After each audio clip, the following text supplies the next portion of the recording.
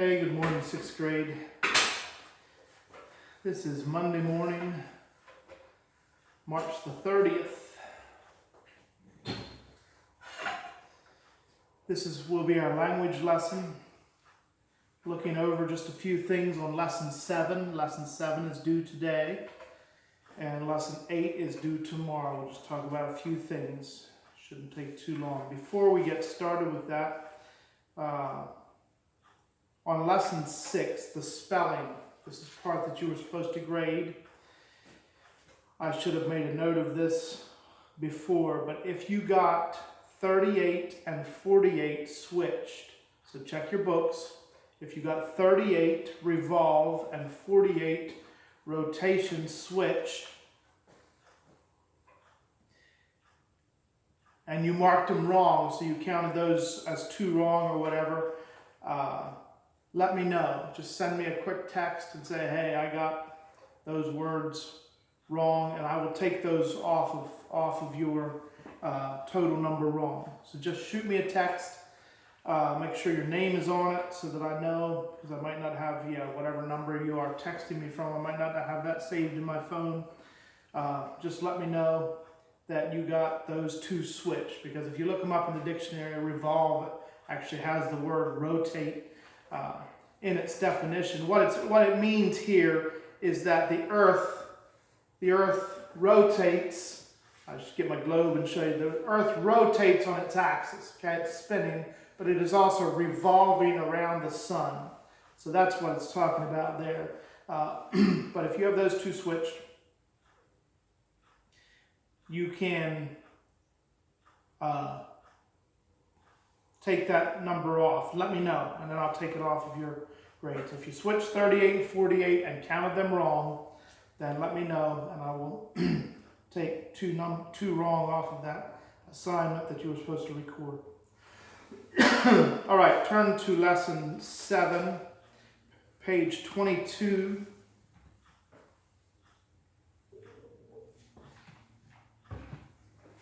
Get my voice in gear again. Looking at semicolons, commas, and semicolons in a series of names, whatever they have here, like town names, towns and states, things like that. So number 1, let's just quickly go over a couple of these. Number 1, you should have, here you were supposed to circle the commas that are supposed to be semicolons, okay? So in number 1, I have cousins in Scottsdale, Arizona. That comma after Arizona should be circled. After Texas should be circled, and after Kansas should be circled.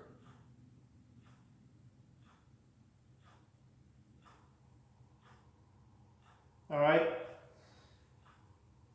Number 3, the commas after Taffy, our golden retriever, circled.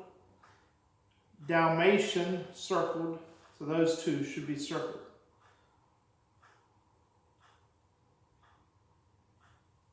Number 5, you should have rewritten the sentence like this, or let me just tell you where, if you rewrote it the way that you should have Pam Reed, comma, a registered nurse, semicolon, Susan Richter's, comma, a dietitian, semicolon, and Paula Brandel, comma, a physical therapist, semicolon, attended the meeting.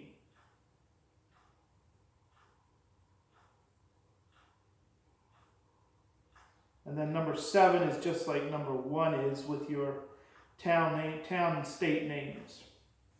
Okay, so just recognize the need for semicolons in there. City and country, city and state, town and state.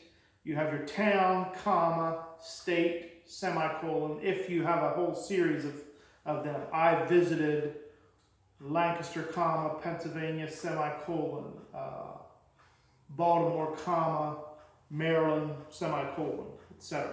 All right, look at lesson 8 today. Don't go to lesson 8 yet. But lesson 8 is just more on subject and verb agreements when you are using indefinite pronouns. Now, number 9, you have a list of indefinite pronouns. You're supposed to write whether they are singular or plural. I think your reference sheet has a list of these, and the book has lists of these and whether or not they're singular or plural. There are only 4 plural ones in this entire list, okay? And you need to remember that, because when you're making subjects and verbs agree, if it's a singular indefinite pronoun that's a subject, then you need the singular verb to go with it. So number 9, the only ones that should be P plural, the only ones that are always plural in this list are A, both. So make this note, okay? Make this correct and refer to this list if you need to make your subjects and verbs agree in Lesson 8.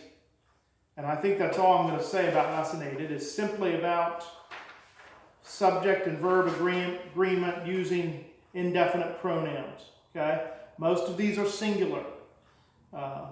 Most of the indefinite pronouns are singular.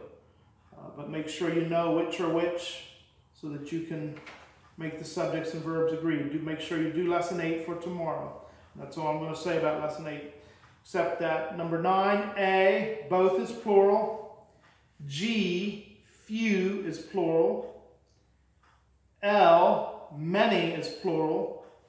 And N, several is plural. Right? Those are the only plural ones in that whole list. So you have how many? 16 of them, and there's only 4 there that are plural. A, both. G, few. L, many. And N, several. So if you have plural for others, make sure you correct that. The only ones that are plural are A, G, L, and N. Let's just look at this diagram on number 11 quickly. See how you did on this. You don't need to record this grade, but make corrections. Do it right. Number 11 has an appositive in it. Remember appositives.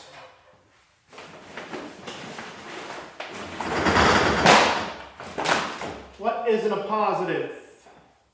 An appositive is a noun or a pronoun that renames another noun or pronoun.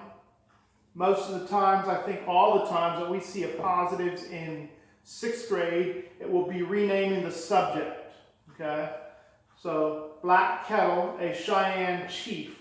Chief renames the subject Black Kettle without a linking verb. So it's not a predicate nominative, but in this case it's doing the same job as a predicate nominative, renaming the subject. Okay, and this is how it's diagrammed. Positives are diagrammed on the same line as the noun that they rename in parentheses. So Black Kettle is the name of the chief. Black Kettle, subject, chief, in parentheses, a Cheyenne goes with chief. Okay, Black Kettle, a Cheyenne chief. And then you have the verb, was ambushed, and 2 prepositional phrases. Dates like this, in 1868, around 1868, those are prepositional phrases. In 1868, when they were ambushed, how, when, where, by George Custer. Ambush, was ambushed. All right, 2 prepositional phrases. So let me just step aside so you can see that good.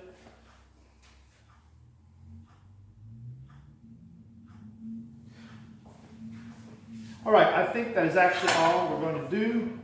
Check out Lesson 8. Check out those indefinite pronouns. Make sure you know which ones are singular and plural. Check the list if you're not sure. Always check the list, okay? Don't guess. Don't guess. Because sometimes they sound okay using the wrong verb, but no, if it's singular, it needs a singular verb. If it's plural, it needs a plural verb, and you have lists of them. All right, great day.